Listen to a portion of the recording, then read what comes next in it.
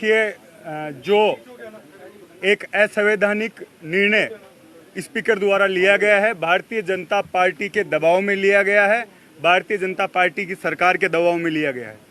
कल भी जैसी घटना हमारे नेता प्रतिपक्ष ने बताई, टीकाराम जूली जी ने, जब हम ये मांग कर रहे थे कि कानून मंत्री ने अपने बेटे को गलत तरीके से नियुक्ति दी है, इस पर हम विपक्ष के नेता बोलना चाहते हैं और इस पर मंत्री जवाब दें, तो स्पीकर ने कहा आप अपनी सीट पे जाइए और मैं आपको व्यवस्था दे रहा हूं। जैसे ही हम लोग सीट पे आए और स्पीकर कहने लगे आप हमें लिखित में दे दीजिए और मैं परीक्षण करके कल आपको समय दूंगा। पहली बात, जब आप हम लोगों से ये बात कर चुके थे, उसके बाद अपने बात से आप मुकरे, और उसके बाद जब नेता प्रतिपक्ष बोल रहे हैं तो श्रीचंद कृपलानी और हरलाल सारण दोनों बार बार उनको टोक रहे थे, बीच में खड़े होकर बोल रहे थे। तो मैंने सिर्फ इतना बोला कि जब नेता प्रतिपक्ष बोल रहा है तो आप लोगों को अधिकार नहीं है, क्योंकि जब आपका नेता बोलता है तो हम लोग सब सुनते हैं, तो आपको ये बात सुननी चाहिए। उतने में पूरी भाजपा खड़ी हो गई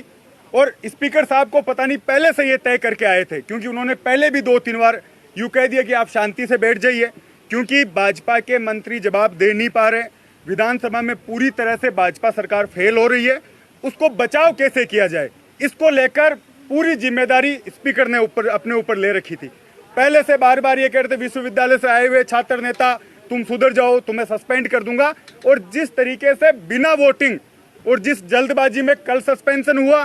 कल मार्शलों द्वारा जिस तरीके का बर्ताव हमारी महिला विधायकों के साथ, बुजुर्ग हमारे जितने भी विधायक थे उनके साथ किया गया, एक जैसे सड़क पर झगड़ा होता उस तरीके की नौबत सदन में आई। और उसके बाद गतिरोध तोड़ने की बजाय भाजपा सरकार, भाजपा के मंत्री और स्वयं स्पीकर, आज उनका बयान देखिए कि कांग्रेसी, जब आप उस पद पर हो तो आपका ये दायित्व बनता है कि पक्ष और विपक्ष आप भाषा का उपयोग करें।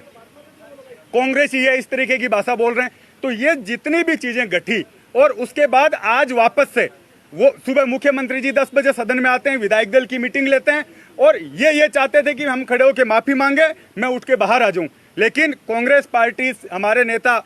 टीकाराम जूली जी, सीएलपी लीडर, सबने जिस मजबूती के साथ संविधान की रक्षा के लिए और इन भाजपा के लोगों को ये मैसेज देने के लिए जिस तरीके से रात भर सदन में डटे रहे, वो इनसे सहन नहीं हुआ। और बौखलाहट में आज भी आप पूरी प्रोसीडिंग देखेंगे, वीडियो देखेंगे, जब कोई भी प्रस्ताव आता है तो पहले स्पीकर है वो वोटिंग करवाता है और उसके बाद सस्पेंशन होता है। उन्होंने जिस जल्दबाजी में किया, असंवैधानिक तरीके से किया, पूरी पार्टी जिस तरीके से एकजुट है, आगे के आंदोलन के लिए हम रणनीति बनाएंगे, पूरे सीनियर नेताओं के साथ बैठकर किस तरीके से असंवैधानिक निर्णय लिया है, इसके खिलाफ क्या कर सकते हैं, उस पर हम लोग रणनीति बनाएंगे।